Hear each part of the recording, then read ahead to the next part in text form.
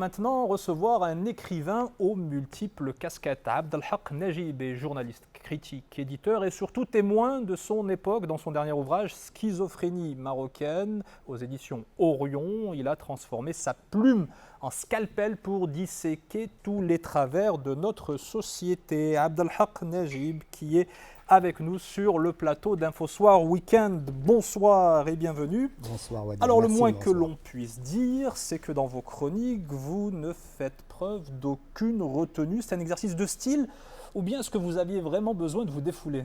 J'avais besoin de me défouler, ça c'est sûr. Et c'est un exercice de style.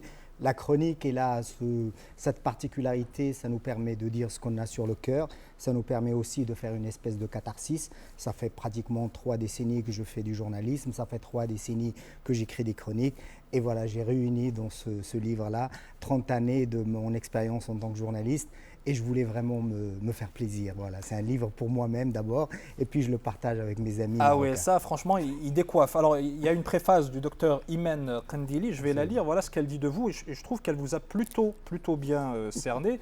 Il faut que je retrouve. Il a l'habitude de bien me cerner. Abdelhak Najib surprend toujours. Il me bouscule, moi psychiatre, en titrant Schizophrénie marocaine.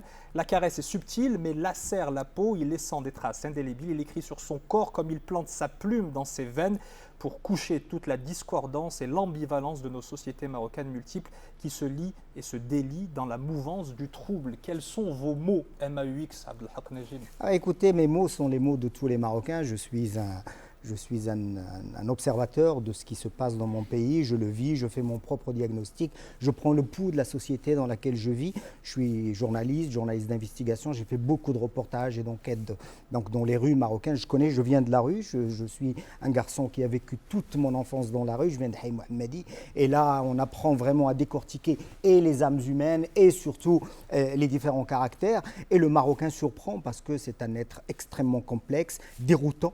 Voilà. Et puis qui interpelle et par la surprise et par la mauvaise surprise aussi. Et par la mauvaise surprise aussi. Alors, ce qui vous, qui vous démange, on était avec la chronique geek de Rita Saha, c'est les réseaux sociaux. Pour vous, c'est l'un des... c'est le comble de l'imbécilité, absolument. Ah, totalement. Absolument. Il n'y a rien à Non, sauver. il y a des choses à racheter, bien sûr. Il y a beaucoup de choses à racheter. Il y a des gens sérieux qui essayent d'apporter un plus de savoir, un plus de contact, un plus de communication avec des choses responsables. Sauf que cette liberté permissive a ouvert la voie à tous les imbéciles pour dire n'importe quoi. Et on oublie souvent que beaucoup d'enfants sont sur Internet et s'influencent de manière négative. C'est la responsabilité des parents. Et puis, derrière les imbéciles, pour reprendre votre mot, il y a aussi l'anonymat qui aide. Alors, tout y passe. L'éducation, le sexisme, la famille, le mariage, l'hypocrisie, la médiocrité. Et mon mot préféré, le titre de la première chronique, l'ultra-crépidarianisme. Qu'est-ce que c'est? C'est ça, c'est l'éloge de la médiocrité. Et tu en sais quelque chose, dois dire.